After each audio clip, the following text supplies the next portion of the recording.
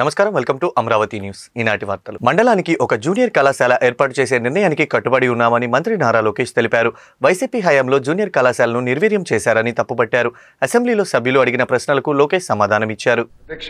గత ప్రభుత్వ జూనియర్ కళాశాలని నిర్వీర్యం చేశారు. హై స్కూల్ ప్లస్ అనే విధానం తీసుకొచ్చి అక్కడ సబ్జెక్ట్ టీచర్స్ లేకుండా చేశారు అధ్యక్ష. దానివల్ల పిల్లలకి అన్యాయం చేసిన వారు మార్కులు సరిగా రాలా, పర్ఫార్మెన్స్ లేకుండా పోయింది అధ్యక్ష. కూటమి అంటే ప్రజా ప్రభుత్వం వచ్చిన తర్వాత అది మొత్తం ప్రక్షాళన చేశాం, కరికులం ఇంప్రూవ్ చేశాం, జూనియర్ కళాశాలని బలోపేతం చేశాం అధ్యక్ష. ఈరోజు నేను గర్వంగా చెప్తున్నాను అధ్యక్ష, సుమారుగా 40% ఇంప్రూవ్మెంట్ తీసుకొచ్చాం అధ్యక్ష అడ్మిషన్స్ లో.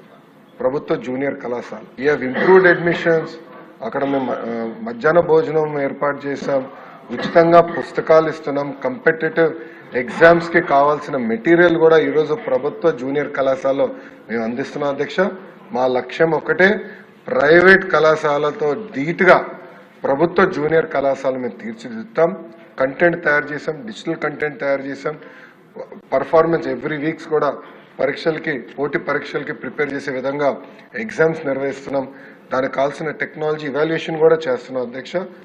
మండలానికి ఒక జూనియర్ కళాశాల ఏర్పాటు చేయాలని ప్రభుత్వం నిర్ణయం తీసుకుని దానికి కట్టుబడి ఉంటాం.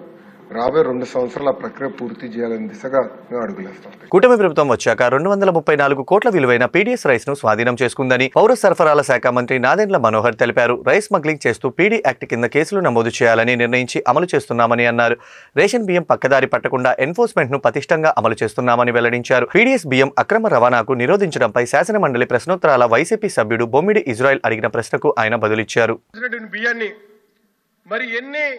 కట్టడలు చేసినప్పటికీ కూడా మరి తరలింపు ఆగట్లేదు అధ్యక్ష. ఈ విషయంలో మరి ఆ రోజు పవన్ కళ్యాణ్ గారు తీసుకున్నటువంటి సీజ్ చేసినటువంటి సిప్పి విషయంలో ఆ సిప్పి ఏమైంది, దాని మీద ఏ విధంగా కేసులు నమోదైనయో మరి మంత్రివర్యులు తెలియపరచాలి అధ్యక్ష. ఈ పీడీఎస్ బియ్యాన్ని ఏ రకంగా కంట్రోల్ చేస్తారో తమ ద్వారాగా మంత్రివర్యులు తెలియజేసుకుంటూ కోరుతున్నారు అధ్యక్ష. పీడీఎస్ రైస్ నిర్మూలన గురించి గౌరవ సభ్యులు మాట్లాడారు అధ్యక్ష. ఏ విధంగా అరికట్టగలుగుతాం, ఎందుకు అరికట్టలేకపోతున్నాం అని అంటున్నారు అధ్యక్ష. అసలు వ్యవస్థ ఎంత లోతుగా గత 5 సంవత్సరాల్లో వాళ్ళ పరిపాలనలో జరిగిందో దానిపైన కూడా ముందు వాళ్ళకి అవగాహన రావాలి అధ్యక్ష. ఈ ఒక్క సంవత్సరంలో మా ప్రభుత్వం వచ్చినాక ఈ ఒక్క సంవత్సరంలో 234 కోట్ల రూపాయల విలువ గల పీడీఎస్ రైస్ ని మేము స్వాధీనం చేసుకున్నాం. గత 5 సంవత్సరాల్లో మీరు ఏ విధంగా పనిచేశారో కూడా అర్థం చేసుకోవాలి అధ్యక్ష. ఎందుకంటే వాస్తవాలకి విరుద్ధంగా మీకు ఆ కాకినాడ పోర్ట్ ఒకటే కనపడచ్చు, లేదా పవన్ కళ్యాణ్ గారు వచ్చి ప్రత్యేకంగా ఆ ఎంవి స్టెలా అనే షిప్ ని ఆ రోజు ఆపి జిల్లా కలెక్టర్ గారిని అధికారులు అందరినీ కూడా క్షుణ్ణంగా పరిశీలించమన్నప్పుడు అప్పుడే కదా అధ్యక్ష వాస్తవాలు ఏంటో బయటకు వచ్చినాయి. 27,000 మెట్రిక్ టన్ల పీడీఎస్ రైస్ ని స్వాధీనం చేసుకున్నాం అధ్యక్ష. రాష్ట్ర చరిత్రలో ఎన్నడూ జరగలేదు ఈ విధంగా. అటువంటి కార్యక్రమం నిజాయితీగా మేము చేసుకుంటూ ముందుకెళ్తున్నాం అధ్యక్ష. ఏ రోజైనా మీరు గతంలో మీరు చేసిన అనేక ఈ వ్యవస్థల్ని ప్రత్యేకంగా మీకోసం ఉపయోగించుకునే విధంగా ఎట్లా నడిపారో ఒకసారి అర్థం చేసుకోవాలి అధ్యక్ష. ఈ మాటను ఎందుకు అనాల్సి వస్తుందంటే చాలా మంది గౌరవ సభ్యులు అన్నట్టు వ్యవస్థలో చాలా మంది బలంగా పాతుకుపోయారు. ఈ వ్యవస్థని లోతుగా మనం పరిశీలించి ఖచ్చితంగా మనం కఠినంగా వ్యవహరిస్తేనే ఆ మార్పు మనం తీసుకురాగలుగుతాం. అందులో భాగంగానే మొట్టమొదటిసారి పీడీ యాక్ట్ కింద కేసులు నమోదు చేయాలని మా కూటమి ప్రభుత్వం నిర్ణయం తీసుకుంది అధ్యక్ష. రైస్ స్మగ్లింగ్ అనే పదం పీడీ యాక్ట్ లో మేము గౌరవ సభ ద్వారా మనం తీర్మానం చేసి మరి దాన్ని ఆ క్లాజ్ ని మనం పొందపరచడం జరిగింది అధ్యక్ష. ఈ విధంగా మేము చేసిన కేసుల్లో అన్ఫార్చునేట్గా ఏంటంటే అధ్యక్ష 6A కేసులు కానీ 7A కేసులు. అవినీతి కేసుల్లో 16 నెలలు జైలుకు వెళ్లి బయటకు వచ్చిన జగన్ పుష్కరోత్సవం జరుపుకుంటున్నారని రాజమహేంద్రవరం రూరల్ ఎమ్మెల్యే గోరంట్ల బుచ్చయ్య చౌదరి ఎద్దేవా చేశారు. ప్రజలు ఇవ్వని ప్రతిపక్ష హోదా కోసం పాకులాటం అవివేకమని విమర్శించారు. జగన్ రాజకీయ జీవితంలో చరమాంకంలో ఉందని, ఈడీ కేసుల్లో ఇంకెన్నాళ్ళు జైల్లో మగ్గాల్సి ఉందోనని గోరంట్ల వ్యాఖ్యానించారు. జగన్మోహన్ రెడ్డి గారు పుష్కరోత్సవం చేసుకుంటా ఉన్నారు. 16 నెలలు జైలు నుంచి బయటకు వచ్చి బెయిల్ పక్షిగా బయటకు వచ్చి 12 సంవత్సరాలు అయిందని ఉత్సవం ఘనంగా చేసుకున్నారు, కేకులు కట్ చేసుకుంటూ ఉన్నారు. అదే సందర్భంగా బూతోత్సవం కూడా, ఎందుకంటే సోషల్ మీడియాని అడ్డుపెట్టుకొని పచ్చిబూతులు మాట్లాడించడం, గోబెల్స్ ప్రచారం చేయటం, తిమ్మిని బమ్మిని చేసే కార్యక్రమానికి నాంది పలికి ఈ రోజున భారీగా ఆ భూతోత్సవాన్ని జరుపుకుంటున్నందుకు వారికి అభినందనలు తెలియజేయాలి. ఎందుకంటే ఇలాంటి దుర్మార్గం ఆలోచనలు ఇంకెవరికి రావు భారతదేశంలో. సోషల్ మీడియా సమాజ సేవ కోసం వస్తే దాన్ని దుర్వినియోగం చేసి తప్పుడు ప్రచారం చేసి వాస్తవాలను వక్రీకరించడం ఆయన సోషల్ మీడియాకి అలవాటు. 5 సంవత్సరాల పరిపాలనా తీరుతలను విశ్లేషించుకున్న ప్రజలు తిరస్కరించారు. 11 మంది శాసనసభ్యులకి కట్టబెట్టారు. అయినా కూడా నాకు ప్రతిపక్ష హోదా కావాలని న్యాయస్థానానికి వెళ్తారు. ఒకసారి తిరస్కరించిన మళ్ళా కోర్టుకు వెళ్తూనే ఉంటారు. సరైన సంఖ్య లేకుండా ప్రతిపక్ష హోదా ఎలా వస్తుందో చెప్పాలి. ఇవాళ నువ్వు కౌన్సిల్కి వస్తా ఉన్నావు, నీ మెంబర్లు కౌన్సిల్కి వస్తూ ఉన్నారు, నువ్వు అసెంబ్లీకి ఎందుకు రావు? పారిపోతున్నావు. సమాధానం చెప్పుకోలేని అవినీతి అక్రమాలకు సమాధానం చెప్పుకోలేక ప్రతి విషయం మీద మాట్లాడటానికి ప్రభుత్వం సిద్ధంగా ఉన్నా నువ్వు సిద్ధంగా లేవు. నువ్వు చేసిన అరాచక ఆటవిక విధానాల మీద చర్చలకు వస్తాయి. మనం తప్పుకు పోలేమన్న భావనలో ఎగ్గొడుతూ వాళ్ళ ప్రతిపక్ష హోదా ఇస్తే వస్తాను, నాకు ముఖ్యమంత్రితో సమానంగా మైకులు ఇవ్వాలి అని చెప్పేదానికి నువ్వు మాకేమి ఇచ్చావు? ఆ రోజున నువ్వేమి ఇచ్చావు? మమ్మల్ని మాట్లాడినిచ్చావా? మమ్మల్ని బయటకు గంటి నీ ఇష్టారాజ్యంగా నడిపావు. కౌన్సిల్లో మెజార్టీ ఉంది కనుక నేను వస్తాను, మెజార్టీ లేకపోతే నేను రాలేదంటే నీకు మెజార్టీ ఎవరిస్తారు? రాబోయేలో ఆ 11 సీట్లు కూడా ఉంటాయని గ్యారంటీ ఏముంది? ఇప్పటికైనా నీ పద్ధతి మార్చుకోకపోతే రాజకీయ చరమాంకంలో ఉన్నావు. బాలికా సంరక్షణ పథకానికి అర్హులైన ప్రతి ఆడబిడ్డకు తక్షణమే లబ్ధి పొందేలా చర్యలు ప్రారంభిస్తామని మంత్రి సంజయ్ రాణి అన్నారు. శాసనసభలో ఎమ్మెల్యే ఆదిరెడ్డి శ్రీనివాస్ అడిగిన ప్రశ్నకు మంత్రి సమాధానమిచ్చారు. ఆడపిల్లకు 20 ఏళ్లు నిండిన తర్వాత ₹1,00,000, 2 ఆడపిల్లలుంటే ఒక్కొక్కరికి 30,000 చొప్పున లబ్ధి అందబోతుందన్నారు. గౌరవ శాసనసభ్యులు శ్రీనివాస్ గారు చెప్పినవి అక్షరాల వాస్తవం అధ్యక్ష. అయితే మనకి బైఫర్కేషన్ అయినప్పటికీ ఈ రోజు దాకా ఈ పథకం మాత్రం బైఫర్కేషన్ అవ్వలేదు అధ్యక్ష. బైఫర్కేషన్ అయిన తర్వాత గత 5 సంవత్సరాలుగా ఈ పథకాన్ని విభజించడం లేదు అధ్యక్ష. 4,39,943 మంది టోటల్గా ఉన్నారు అధ్యక్ష. గౌరవ ముఖ్యమంత్రి నారా చంద్రబాబు నాయుడు గారు ఈ పథకాన్ని ఎలా అంటే ఆడపిల్లలు స్కూల్కి వెళ్ళట్లేదు అని, వాళ్ళకి ఆర్థిక సహాయం చేస్తే స్కూల్కి వెళ్తారన్న ఉద్దేశంతో ఆ రోజు ఏంటంటే స్కూల్కి వెళ్తున్నటువంటి పిల్లల్ని స్కూల్లో జాయిన్ చేసిన వెంటనే వాళ్ళకి ₹500 ఇచ్చేవారు అధ్యక్ష. 2005లో ఈ కొత్త పథకం స్టార్ట్ చేశారు అధ్యక్ష. అదేంటంటే ఒక ఆడపిల్ల ఉంటే ₹1,00,000, 2 ఆడపిల్లలు ఉంటే చెరో 30,000 లెక్క స్టార్ట్ చేశారు అధ్యక్ష. స్టార్ట్ చేసిన తర్వాత ఈ అమౌంట్ని ఎల్ఐసి వాళ్ళతో MOU చేసుకోవటం వల్ల ఆ అమౌంట్ మొత్తం ఎల్ఐసిలో ఉంది అధ్యక్ష. అది హైదరాబాద్ ఎల్ఐసి వారి దగ్గర ఉంది. ఈ రోజు బైఫర్కేషన్ అయ్యాక ఈ రోజు దాకా దాన్ని పట్టించుకున్న నాదులు లేకుండా అయిపోయింది అధ్యక్ష. ఇప్పుడు కొంచెం ఇది పరిష్కార మార్గం దిశగా వస్తుంది అధ్యక్ష. అది అయిన వెంటనే ఈ అమౌంట్ని ఆ పిల్లలందరికీ ఇవ్వాలనే ఉద్దేశంతో ఈ ప్రభుత్వం నిశ్చయంతో ఉంది అధ్యక్ష. ఈరోజు అందుకనే పిల్లలకి చక్కగా చదువుకోవాలి, డ్రాప్ అవుట్స్ అవ్వకూడదు, ఆడపిల్లలు ఆరోగ్యవంతంగా ఉండాలి అని ఖచ్చితంగా ఇంటర్మీడియట్ వరకు చదువుకున్న పిల్లలకి ఈ పథకం వర్తిస్తుంది అధ్యక్ష. ఖచ్చితంగా ఈ పథకంలో అమౌంట్ కూడా వాళ్ళకి వస్తుంది. రాష్ట్రంలో బహిరంగ ప్రదేశాల్లో 2,524 విగ్రహాలను అనధికారికంగా ఏర్పాటు చేశారని, మార్గదర్శకాల ప్రకారం వాటిని తొలగింపు కలెక్టర్ ఆదేశాలు ఇచ్చారని మంత్రి బీజీ జనార్దన్ రెడ్డి తెలిపారు. 2019లో ఇచ్చిన జీవో ప్రకారం ఇప్పటి వరకు నూతన విగ్రహాల ఏర్పాటు అనుమతించలేదని, అనధికారికంగా ఏర్పాటు చేసిన విగ్రహాల విషయాన్ని పరిశీలించి తగు చర్యలు తీసుకుంటామని అన్నారు. బహిరంగ ప్రదేశాల్లో అనధికార విగ్రహాల ఏర్పాటుపై శాసన మండలి ప్రశ్నోత్తరాలలో సభ్యులు భూమిరెడ్డి, రామ్గోపాల్ రెడ్డి, బీటీ నాయుడు, అలపాటి రాజా ప్రశ్నించారు. పులివెందుల్లో ప్రజానిధితో అనధికారంగా వైఎస్ విగ్రహాలు ఏర్పాటు చేశారని టీడీపీ సభ్యుడు భూమిరెడ్డి రామ్గోపాల్ రెడ్డి అన్నారు. టీడీపీ ఎమ్మెల్సీల వ్యాఖ్యలపై అభ్యంతరం వ్యక్తం చేసి విపక్ష నేత బొత్స సత్యనారాయణ మాజీ సీఎం వైఎస్ రాజశేఖర రెడ్డిని కించపరిచేలా సభ్యులు మాట్లాడుతున్నారని నిరసనగా సభ నుంచి వాకౌట్ చేస్తున్నట్లు తెలిపారు. బొత్స తీరును ఎమ్మెల్సీ తప్పుబట్టారు. నరసింహారెడ్డి గారి విగ్రహాన్ని రాయలసీమలో ఒకసారి పెడతామని చెప్పి 2 సంవత్సరాలకి అనుమతి కానీ ఈ ప్రభుత్వం అడ్డుకున్నారు. ఆ రోజు వచ్చి పోలీసులు కానీ స్థానిక రెవెన్యూ యంత్రాంగం అనుమతి లేదని ప్రత్యేకంగా రాజశేఖర్ గారు పేరెత్తి వారి విగ్రహాలు వచ్చి వారు జరుగుతుందని చెప్పి ఒక కక్ష పూర్తిగా మీరు ఎత్తే చూసుకోండి కక్ష పూర్తిగా ఇది ఇక్కడ జరుగుతున్న ఈ చర్చకి ఇది సాంప్రదాయం కాదు అధ్యక్ష. ఇది మేము ప్రభుత్వానికి మేము చేస్తున్న చట్టవిరుద్ధమైన కార్యక్రమాలు చేయడానికి మేము దాన్ని సపోర్ట్ చేయడానికి మేము లేము. చట్ట ప్రకారం ఏం చేసినా మాకు అభ్యంతరం. కానీ వారు పేరెత్తి వారిని కించపరిచేటట్లు, అవమానపరిచేటట్లు ఈ సభ్యులు అడుగుతుంది కానీ మంత్రి గారు తెలుసు. కాబట్టి దీనికి నిరసనగా మేము వాకౌట్ చేద్దాం అధ్యక్ష. మీరు ఏం చేస్తారో తెలుసుకోండి అధ్యక్ష. ప్రభుత్వం ప్రధాని నిర్ణయిస్తారు. ఇక్కడ గౌరవ మాజీ ముఖ్యమంత్రిని తలిచారు, లేకపోతే ఇంకోటి మాట్లాడారు, మాట్లాడారని చెప్పి మాట్లాడి దాన్ని రాజకీయం చేయడానికి ప్రయత్నించిన ఎల్ఓపి గారు లేరు కాని సభలో ఇది మంచి సాంప్రదాయం కాదు అధ్యక్ష. రాజశేఖర రెడ్డి గారి విగ్రహం రాసి పెట్టుకోండి. రాజశేఖర రెడ్డి అంటే మాకేం వ్యతిరేకత ఆయన పెట్టకూడదని చెప్పలే. ప్రాపర్ అనుమతి తీసుకోండి. మీ ప్రభుత్వం 2014 వరకు కాంగ్రెస్ పార్టీ ముఖ్యమంత్రి అయినా ఆ ప్రభుత్వం అనుమతి ఇదా? మీరు అప్లై చేసుకుంటే, లేకుంటే 2019-24 మధ్య వాళ్ళ కొడుకు ముఖ్యమంత్రిగా ఉన్నారు, ఆయన అనుమతి ఇవ్వరా కలెక్టర్ గారు? దానికి గైడ్ లైన్స్ ఉన్నాయి కదా. 5-6 శాఖలు అనుమతులు మంజూరు చేస్తే వాళ్ళు నో అబ్జెక్షన్ సర్టిఫికేట్ ఇస్తారు. అట్లా కాకుండా ఊరు చుట్టూ ఈ దేశానికి స్వాతంత్రం తెచ్చిన వాళ్ళు, లేదంటే మదర్ తెరిసా లాంటి సమాజ సేవకులు వాళ్ళు విగ్రహాలు పెట్టుకున్నట్టు ఊళ్ళో తావు లేకపోకుండా మొత్తం అన్ని మీరే పెట్టుకుని ఊరు చుట్టూ పెట్టి ఇది అన్యాయం అని చెప్తున్నారు అధ్యక్ష, ప్రభుత్వ డబ్బుతో. కాబట్టి దీనిపైన మంత్రి గారు ప్రభుత్వ విధానం ఏందో స్పష్టంగా చెప్పాలా. నిధుల దుర్వినియోగానికి కారణమైన వాళ్ళపైన ఏం చర్యలు తీసుకుంటారో కూడా చెప్పాలా అధ్యక్ష. ఇందాకే సభ్యులు చెప్పినట్టు పులివెందుల కూడళ్ల సుందరీకరణకు ఇందాకే చెప్పాను, మంజూరు చేసిన మొత్తం 3.50 కోట్లు, కడప పట్టణంలో 7.21 కోట్లు మంజూరు చేశారు. దాంట్లో దాదాపుగా 8 కోట్ల 9 కోట్ల రూపాయలు ఖర్చు చేయడం జరిగింది. అదేవిధంగా 2019లో ఇచ్చిన జీవో ప్రకారము ఇప్పటి వరకు విగ్రహాలకు అనుమతి అయితే ఇవ్వబడలేదు. అన్నీ ఉన్న విగ్రహాలు తొలగించాలని కూడా లేదు.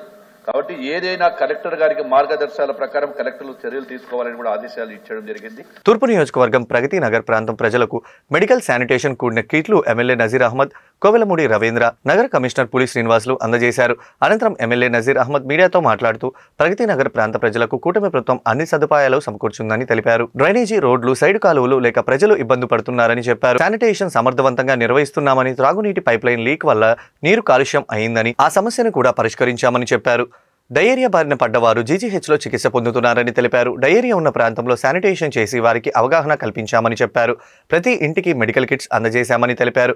ప్రగతి నగర్కు మౌలిక సదుపాయాలు కల్పిస్తున్నామని, అర్హులైన వారికి ఇళ్ల పట్టాలు కూడా ఇస్తున్నామని చెప్పారు. ప్రగతి నగర్ ప్రజలు ఆందోళన చెందవలసిన అవసరం లేదని తెలియజేశారు. నగర్ ప్రాంతంలో గడిచినటువంటి వారంలో కురిచినటువంటి వర్షాలకు ముఖ్యంగా ఇదొక అనధికారికమైనటువంటి లేఅవుట్గా గత 20-25 సంవత్సరాల నుంచి అనేక మంది పేదలు ఈ ప్రాంతంలో నివసిస్తూ ఉన్నారు. కూటమి ప్రభుత్వం ఏర్పడిన తర్వాత పెద్ద ఎత్తున ఈ ప్రాంతంలో ఉన్నటువంటి ప్రతి ఒక్కరికి కూడా అవసరమైనటువంటి మౌలిక వసతుల మీద దృష్టి పెట్టి నిధుల్ని విడుదల చేసినప్పటికీ కూడా స్థానికంగా ఉన్నటువంటి సమస్యలతో, ముఖ్యంగా డ్రైన్ల మీద ఉన్నటువంటి ఇళ్లు వాళ్ళు కట్టుకున్నటువంటి వాళ్ళని తొలగించేటువంటి కార్యక్రమంతో రోడ్లు, డ్రైన్లు కట్టడం కొంత ఆలస్యమైనటువంటి మాట వాస్తవం. అయినప్పటికీ కూడా నిరంతరం కూడా నగరపాలక సంస్థ అధికారులు ప్రతిరోజు కూడా ఇక్కడ శానిటేషన్తో పాటు అవసరమైనటువంటి కార్యక్రమాలన్నీ కూడా నిర్వహిస్తున్నటువంటి పరిస్థితులు. గత వారం నుండి కురుస్తున్నటువంటి వర్షాలకు కొంత మంచినీటి సరఫరాలో, లేకపోతే ఇక్కడ స్థానికంగా ఉన్నటువంటి డిస్ట్రిబ్యూషన్ పైప్ లైన్లో ఎక్కడ తేడా వచ్చిందో ఒకళ్ళిద్దరికి కొద్దిగా అనీజీగా ఉండి డయేరియా బారిన పడడం జరిగింది. దీన్ని పెద్ద ఎత్తున ఈరోజు నగరపాలక సంస్థ ఆధ్వర్యంలో గౌరవ మేయర్ గారు, కమిషనర్ గారు, అలాగే పెద్దలందరూ కూడా కలిసి ఈ ప్రాంతంలో ఉన్నటువంటి ప్రజలకు అవగాహన కల్పించేటువంటి కార్యక్రమంతో పాటు ముఖ్యంగా తీసుకోవాల్సినటువంటి జాగ్రత్తలతో అవసరమైనటువంటి ఏదైతే డయేరియా బారిన పడినటువంటి ఎవరికైతే అవసరమైనటువంటి కిట్ని ఈరోజు దాదాపు 850 రూపాయలు విలువ కలిగినటువంటి కిట్, ఓఆర్ఎస్ ప్యాకెట్స్ 10, అలాగే సోప్స్, హ్యాండ్ వాష్, తర్వాత 2 నాప్కిన్స్, ఇవన్నీ కూడా ఒక కిట్గా చేసి ప్రతి ఒక్కరికి కూడా 1000 మంది ఇళ్ళు ఉంటున్నారు, వాళ్ళందరికీ కూడా అందించేటువంటి కార్యక్రమాన్ని ఈరోజు తీసుకోవడం జరిగింది.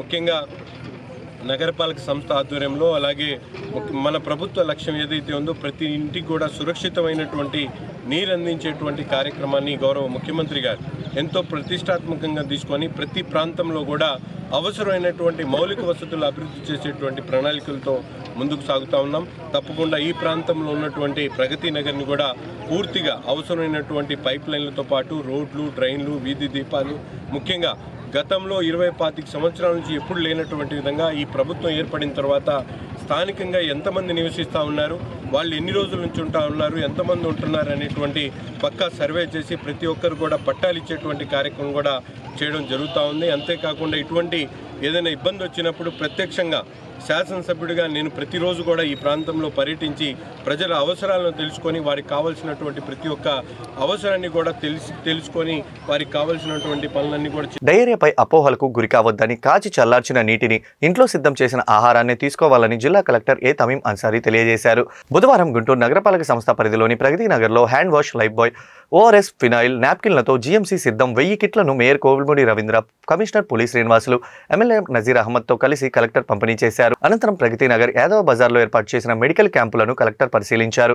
ఈ సందర్భంగా కలెక్టర్ డయేరియా గురించి ప్రభావిత ప్రాంతాలను ప్రత్యేక జోన్లుగా గుర్తించి వార్డులకు ఒక్కొక్క జిల్లా అధికారిని కేటాయిస్తున్నామని అన్నారు. ప్రతి ఇంటిలో మెడికల్ టీం యాక్టివ్ సర్వేలెన్స్ ను చేస్తున్నామని, ఎక్కడైనా డయేరియా లక్షణాలు గుర్తిస్తే తక్షణమే యూపీహెచ్సి మెడికల్ క్యాంపులకు తీసుకువెళ్లి వైద్యం అందిస్తున్నామని తెలియజేశారు.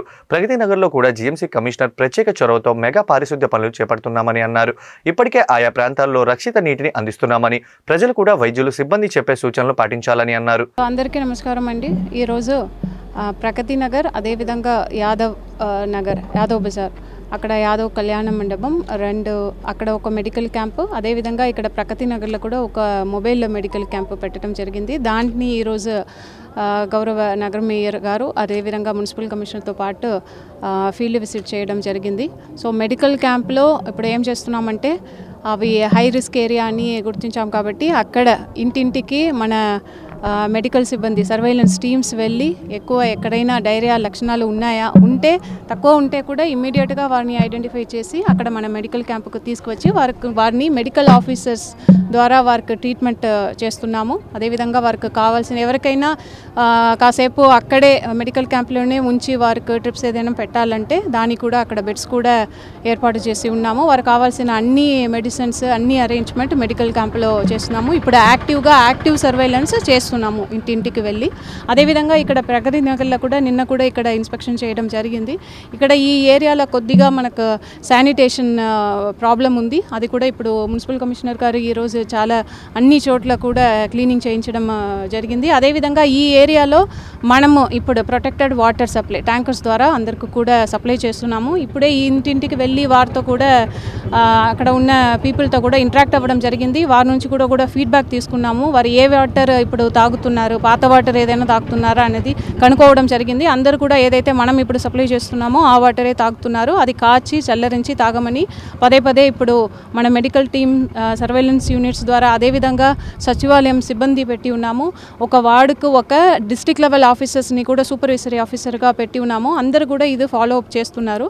అదేవిధంగా ఇక్కడ కొన్ని ఇళ్ళలో టాయిలెట్ ఫెసిలిటీస్ సరిగా లేదు, అది విజిట్ చేస్తున్నప్పుడు తెలియవచ్చింది. దానికే ఇప్పుడు వెంటనే వారికి సపరేట్గా ఇక్కడ బయో టాయిలెట్స్ని కూడా అరేంజ్ చేయమని కమిషనర్ గారికి చెప్పడం జరిగింది. వారు కూడా ఈరోజు అరేంజ్ చేస్తారు. ఇది కంటిన్యూస్గా మనం ఫాలో అప్ చేస్తున్నాము. ఎన్టీఆర్ డిస్ట్రిక్ట్ అడ్మినిస్ట్రేషన్ ఇది ఫాలో అప్ చేస్తున్నాము. సో ప్రజలందరికీ కూడా మరొకసారి ఒక విజ్ఞప్తి ఏంటంటే, మీరు అందరూ కూడా ఏ వాటర్ అయినా, మీరు ఆర్ఓ వాటర్ యూజ్ చేసినా, మినరల్ వాటర్ యూజ్ చేసినా, మున్సిపల్ వాటర్, ఏ వాటర్ యూజ్ చేసినా కూడా అది మీరు బాయిల్ చేసి చల్లరించి తాగండి.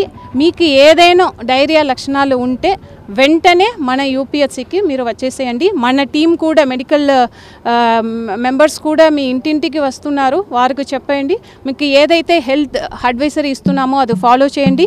ఇప్పుడు సీజనల్ డిసీజ్ వస్తున్నాయి కాబట్టి బయట ఫుడ్ని మీరు టోటల్గా అవాయిడ్ చేసేసి. గుంటూరు నగరంలోని డయేరియా కలరా రోజురోజుకి పెరుగుతున్న ఈ తరుణంలో భారత కమ్యూనిస్టు పార్టీ గుంటూరు నగర నాయకులు నేడు పాత గుంటూరు శివారులో గల ప్రగతి నగర్ను సందర్శించడం జరిగింది.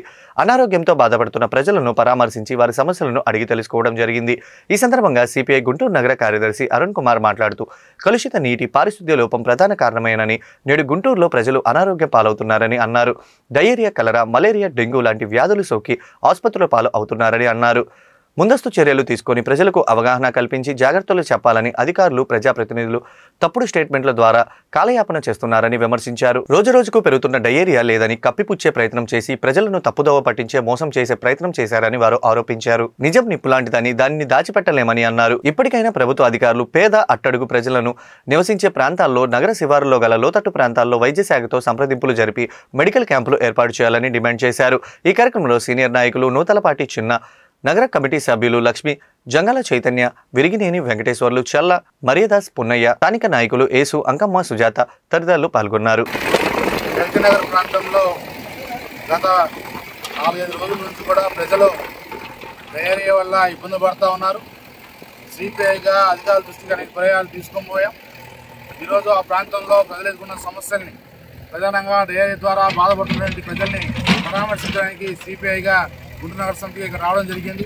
ప్రజలు అనేక వాళ్ళు ఎదుర్కొన్నటువంటి ఇబ్బందులు ప్రధానంగా డ్రైనేజీ లేకపోవడము, అదేవిధంగా రోడ్డు లేకపోవడము, వర్షం పడేటువంటి నీళ్లు అక్కడ కుంటల్లో చేరడం వల్ల దోమలకు పెరిగిపోయి దోమకాటు వల్ల విషజ్వరాలు వస్తూ ఉన్నాయని చెప్పేసి వాళ్ళు చెప్తా ఉన్నారు. అదేవిధంగా కలుషిత నీటి వల్ల మున్సిపల్ వాటర్ అరాకొరగా వస్తూ ఉన్నా వచ్చే వాటర్ కూడా కలుషితమైనటువంటి వాటర్ రావడం వల్ల ఈ విధమైనటువంటి డయేరియాకి అదేవిధంగా కలరా సంబంధించినటువంటి అనారోగ్య పాలకి ప్రజలు గురవుతా ఉన్నారు. భారత కమ్యూనిస్ట్ పార్టీగా సుమారుగా 17 సంవత్సరాల క్రితం ఇక్కడ ఏర్పడినటువంటి పేదలందరూ కూడా నేటికి కనీస సౌకర్యాలు లేకుండా, మౌలిక సౌకర్యాలు లేకుండా అనేక ఇబ్బంది పడుతూ ఉన్నారు. మేము కమ్యూనిస్ట్ పార్టీగా ఒకటే పడుతూ ఉన్నాం. కనీసం ఇప్పటికైనా ప్రజలు అనారోగ్య పాలైన తర్వాత అయినా సరే అధికారులు ఇక్కడికి వచ్చి వాళ్ళని చూసి వాళ్ళ సమస్యలు తెలుసుకొని వెళ్ళారు.